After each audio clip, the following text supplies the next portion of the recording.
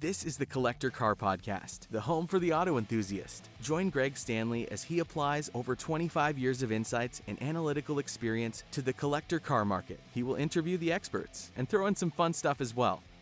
Welcome to the Collector Car Podcast. For this episode, we are going to cover some of the really great one-of-one cars coming to RM Sotheby's Arizona auction here in a few weeks.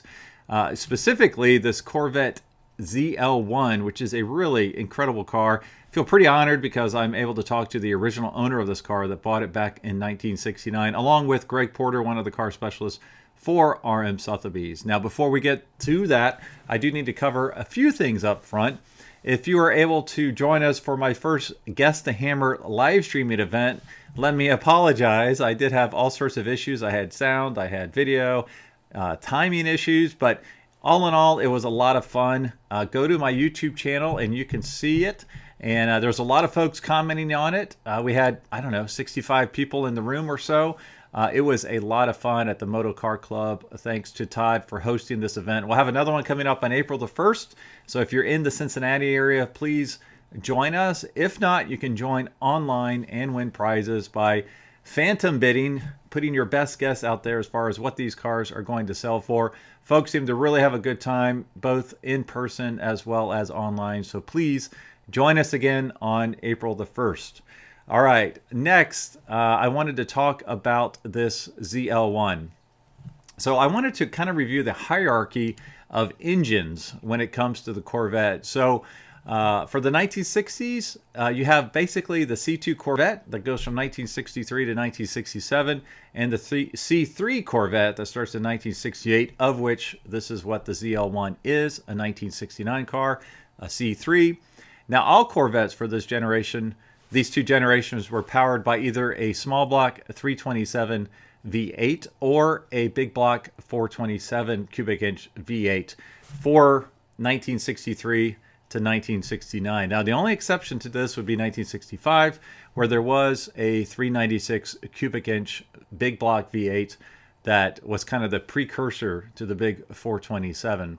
Now, the 327 small block V8s ranged in horsepower from a base of around 300 horsepower all the way up to 375 horsepower for the later fuel-injected cars. Now, for the 427s, there were many different options as far as number of carb setups and everything else that the range was pretty stout, but the top spec engine that is very well known is the L88. Now, that one was rated around 430 horsepower, but realistically, it produced closer to 550 horsepower.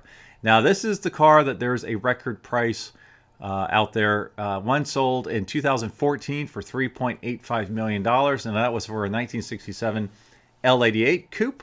So that's the C2 generation Corvette, which in my mind is the most beautiful Corvette ever made, specifically 1967. Now, that's for the L88. There were just a handful of those built. I believe in 1967 there were 20, and then in 1968 and 1969 there were more. That's why that one brought such a staggering amount of money. So the ZL1 actually is a step above the L88, which is really insane when you really think about it. And there's only two factory ones known to exist, and this is the convertible that is coming up for sale at RM Sotheby's Amelia sale. So per Motor Trend, so I'm going to quote a couple things in these articles here I found online. So per Motor Trend, and the big headline, let's see, we'll get to those in a second. So per Motor Trend, for those unacquainted, the saga of the ZL1 Corvette reads like a Tom Clancy novel. The ZL1 was a mid-year engine release for the 1969 Corvette and was slated to replace the legendary L88. It boasted a beefier all-aluminum block, stouter connecting rods, and open chamber heads that flowed better than the L88. The ZL1 was also lighter, weighing about the same as the L46 small block, and it was expensive. The ZL1 option cost just over $4,700, while the base 1969 Corvette Coupe was just a little more than that. So basically, the ZL1 option would more than double the price of a base Corvette. Now, if no other options were ordered, the tab for the ZL1 Vet, because you had to get a couple other things with it as well, was a hefty $10,048.15. Radio and air conditioning were not available with the ZL1 engine. Let's see, with that nosebleed price tag, not many ZL1s were produced. All right, now this next article is from Road and Track. Their headline, for our particular car, which is the orange car you see now if you're joining me online on YouTube, this one-off Corvette ZL1 could bring $3 million. The one-of-one ZL1 convertible is a Corvette collector's dream. So from Road and Track, GM rated the ZL1 at 430 horsepower. Now in my interview, you'll hear it's actually 425, but that's a blatant lie. Later testing revealed the open chamber version was actually good for closer to 560 horsepower, more than the L88.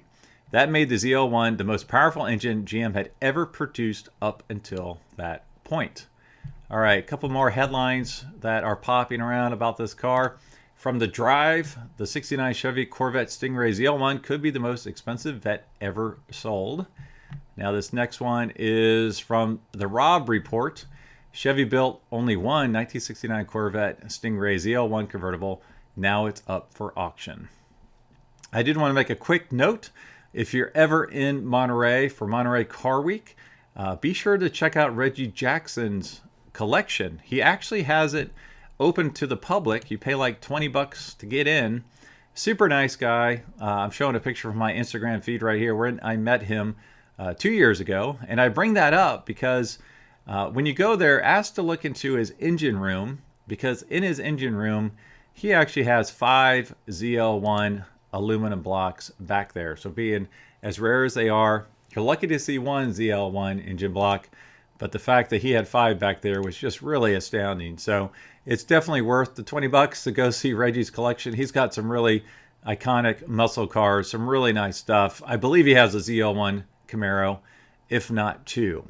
All right, so that's it for the setup for this interview. So let's now hear from the original owner of this ZL1. All right, so we're going to talk about a really cool car here. So we're talking about a one-of-one 1969 Corvette ZL1. I got some great guests here. I've got Greg Porter, who's one of the car specialists with RM Sotheby's, and then also John Marge. John, how you doing today? I'm doing fine. How are you? Good, good. And Greg, how are you doing? I'm doing Fantastic.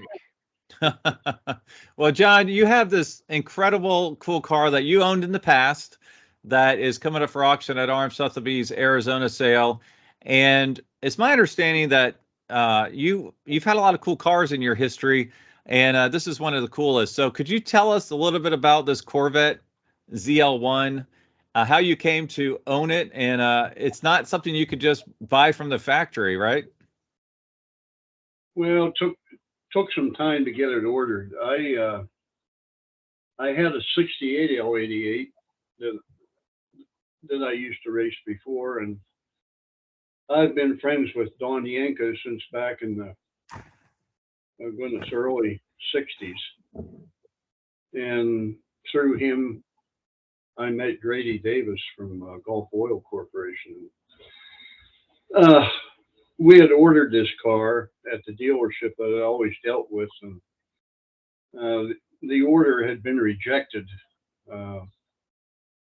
One thing was for the rear end, and I think the other thing was for the automatic transmission. And I called Grady and asked him if he could help me. And I called Don first of all, and he said, "Why don't you call Grady? He has pull at General Motors." So I told Mr. Davis what was going on, and he said, "I'll take care of it." He called me Kid because I was a state policeman back in those days, and he wrote a letter to, I think it was, if I remember correctly, Joe Pike.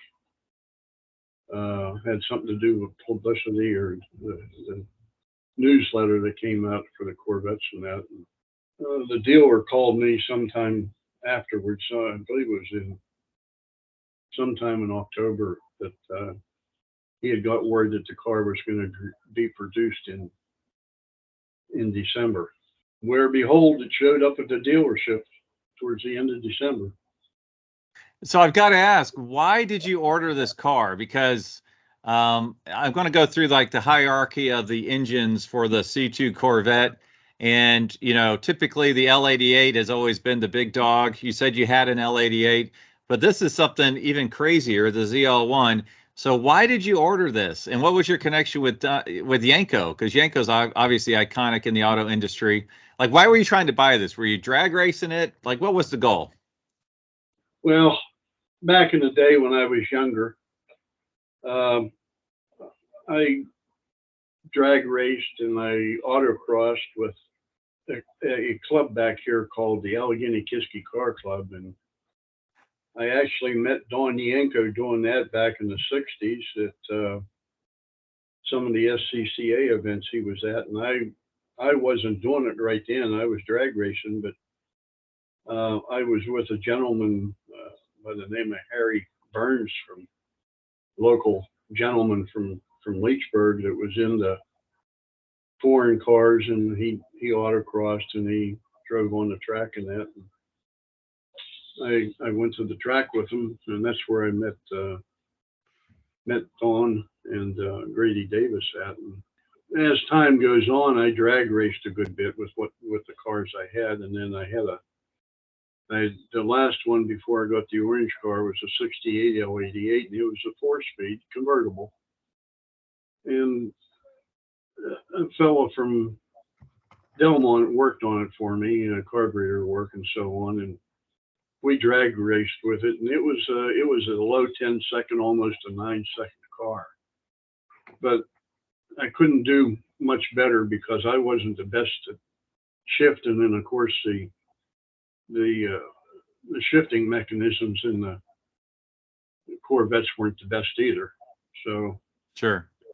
Don had told me, he says, you know, that they're coming out with an aluminum engine, and he said you can order an M40 behind it. So that's what I did. It's all history from there. I got the damn thing and raced it, took the engine out of it a few times, and put it in a stock car I had, but it was really fast. Yeah, what did it pull in the quarter mile? I mean, if you were doing those numbers in the L88, what did this thing do? The best this turned in a quarter mile was a 956 at 151 mile an hour. Wow. Okay. And what year would that have been in? 71. Okay. Yep. Okay. So how many years did you have the car, and like how long did it stay with you before it went on to its next owner? I believe it was in around 2007, I think, that Mr. Perone bought it. Bruce. Oh, wow. I met Bruce at years and years ago with his dad at a Pittsburgh Vintage Grand Prix when I had the orange car down there. Yeah. Now, Greg, you mentioned that there's some other cool cars that John's had in the past, like that led up to this. Is that right? Yeah, I thought it would be cool to, have people, because you told me about some other cars starting in '63, what you ordered, and then, you ordered another car, and then you ordered another car, because you were telling me some of the muscle car lineup that you were drag racing, and it's kind of it's kind of cars that every, serious muscle car guy is like, whoa, he had one of those, and he had one of those, and so can you tell us a bit about some of the ones you owned before this? Yeah, the first one that I actually ordered new was a '62 Chevy Biscayne it had a late front end on it. It was a 409, and I kept that a year, and I sold it and got a '63 Super Sport 409. And at the same time, my dad really liked my car, and he says it would be really nice to have a convertible like that. So Dad ordered one. He had a 409 with a convertible. Now, is this an Impala Super Sport? Yeah, they were all Impalas. Okay. Yep. And then when I was on the state police, which I was at the time, I met a dealer from over in Trenton, and he said, well, why don't you buy a car from me someday? And I said, well, if you have something that's pretty quick, I said, I'd buy. So I bought a '64 Grand Prix with a 421 on it, and we massaged it, put a couple fours on it. Right. It was 4-speed. And the following year, I bought a Corvair. I heard they were putting in turbochargers on a Corvair. It was a new body style, so I got a Corvair with a turbocharger on it. And in '66, I bought my first new Corvette, and I got a '66 coupe with a heavy duty 427 and a big tank. It was a 36-gallon fuel tank in it. Wow. And that year, I also got my wife her new grocery getter. She got a Chevy Malibu with a floor shift and a 427. And, Sure, why not? yeah, and then I didn't buy a new car in '67 because I bought two in '66. So in '68, I bought the blue L88, and I got my wife a new grocery getter. I got her a Malibu with wood sides on it, Malibu station wagon with bucket seats, a 4-speed, and a 427. Wow. Yep. And then, of course, '69 is when I got the orange car, and I bought her a brand new Kingswood Estate station wagon with a 4 1/4 horse 427 in it. So Wow. Yeah, that's quite the lineup. And I'm flipping through the pictures here of the orange Corvette, the ZL1, and I noticed some interesting specs on it. Obviously, we've talked about it being an automatic, and then I noticed the radio delete. So is that, let's see, is the automatic just for durability, doing the launching? And is the radio, did you have to get radio delete, or did you do that for lightness? no, that was a you had to get the radio delete to be able to get the engine. That the same was '68 was the same. The '66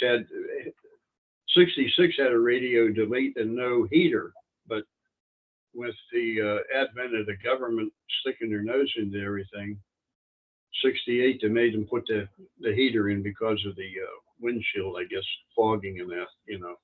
In the '69, the reason I got the automatic is because I wasn't that good at shifting, and of course, Just, yeah. Clem Zarowski, he worked on the engine when it came in, did some fine tuning and everything on it, and I changed. It came through. I mean, it was terrible when it came in. The young fellow that's here with me, he was there with.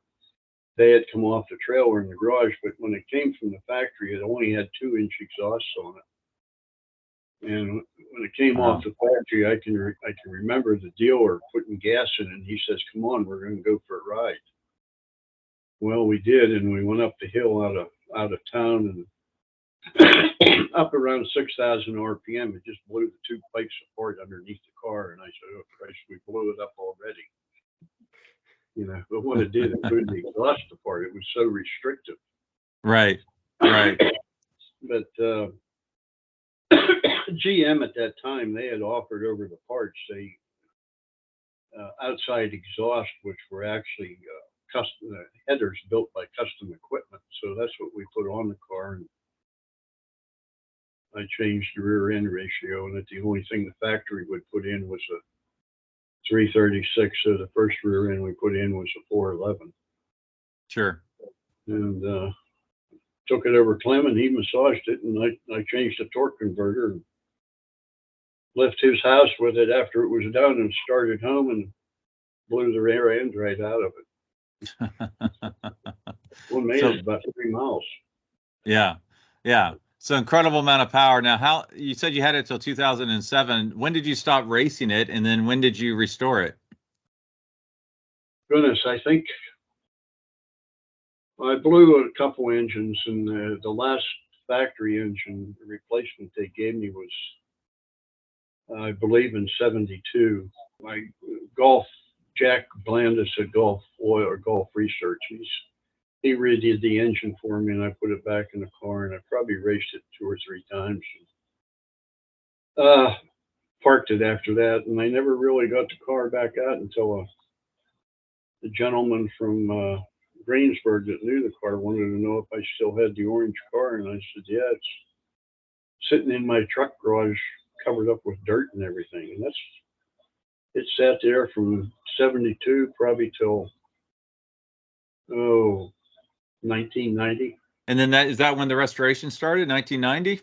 Well, that's when I got it out and I got it running and got it back in order, and I took it to Tony got me to take it down to Carlisle, and he says, do you know what you have? And I said, yeah, it's an orange car. It's just a Corvette. It wasn't anything special to me, but I got down there and I know who he is now, but I didn't at the time. Towards the end of the show on a Sunday when everybody was getting ready to leave, this little guy come over and wanted to know who owned that orange car, and I said, I did. He says, you want to sell it? And I said, oh, I don't know. And I said, make me a figure. And he threw a figure out, and I told him, well, I'm really not interested at this time. You know, that's where it all started. Yeah. Okay. The guy's name was Kevin McKay, by the way. Oh yeah, Kevin's been on this podcast before. He helped us with the Cunningham Corvette. So. Oh, okay. Yeah, being we sold that car, and he ended up helping the family restore it, which is, I believe, still in process right now. So, yeah, quite the Corvette expert. So that's great. No, it's just kind of fascinating because, it's funny to hear you say, well, I didn't really. It was an orange car. Yeah. So, because it was, one of two built. But, a lot of people don't realize the old racers or guys that had the car new, they didn't, it was just a car to them, just a car to you guys, but a really special car.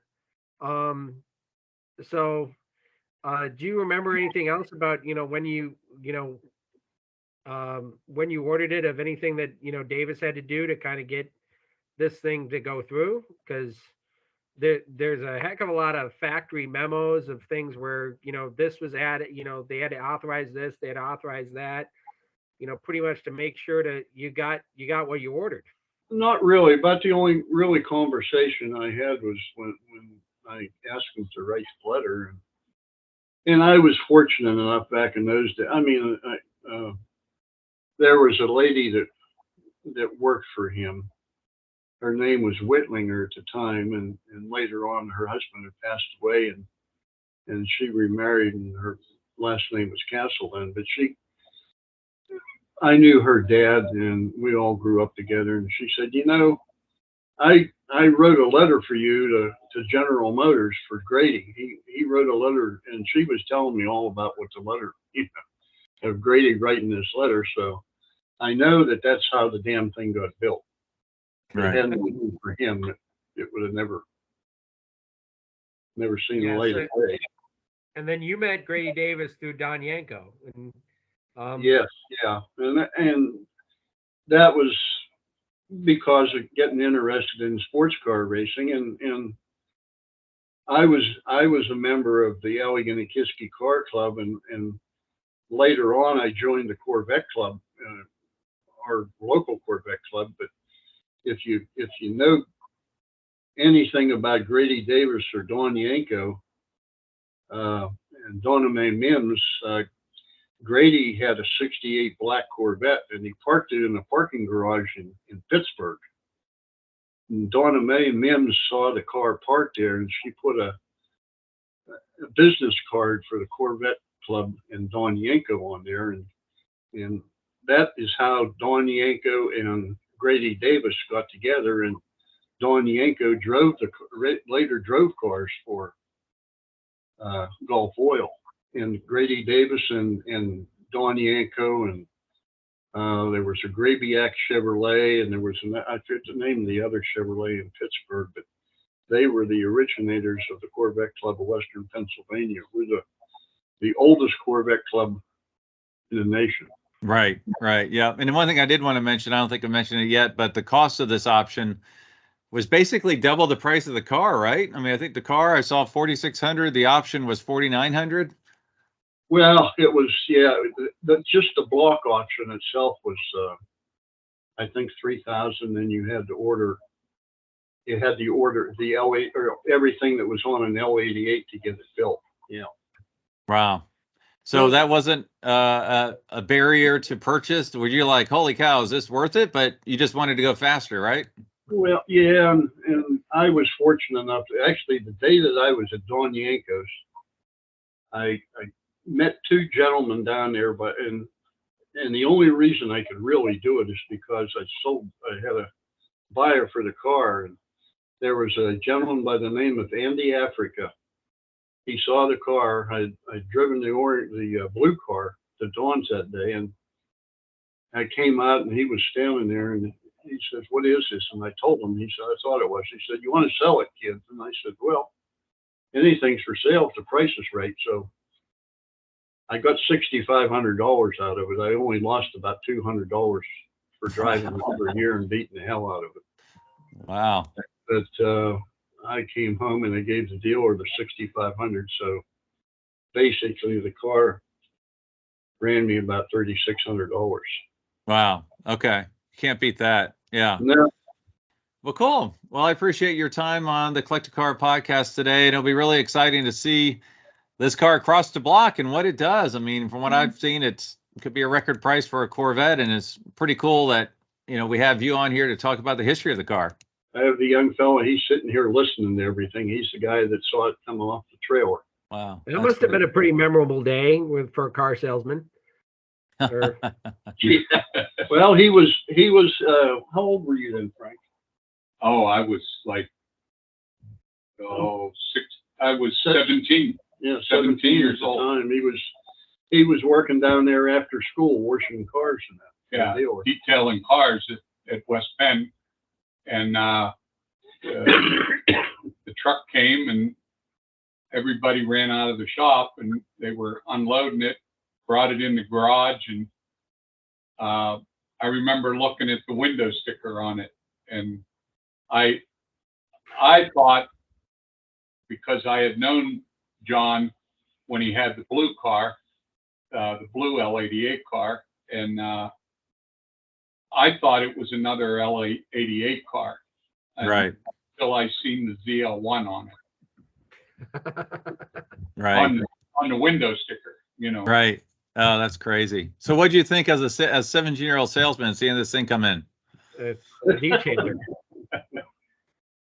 Did you take it any donuts in the back parking lot by any chance?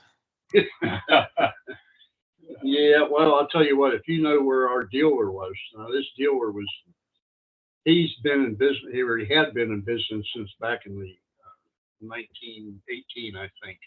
Yeah. And it was built in the middle of the town, and, they weren't very big. The dealership wasn't very big. Right. One car showroom, that was it. That had to be quite the event to see this thing come in and then to hear it go down the street. Oh, that must have been incredible. It was fun. Yeah, this is probably because General Motors lied about their horsepower. This was for the government reasons. They said it was a lot less. This is probably the most powerful car you could get. Well, in 1969, like without a doubt, close to well over 500 horsepower, real horsepower. Yeah. It was interesting back then because they for insurance reasons they rated it at 430 horse. But at the drag strip, I had an advantage now. And you think about this, they set the classes up by horsepower to weight.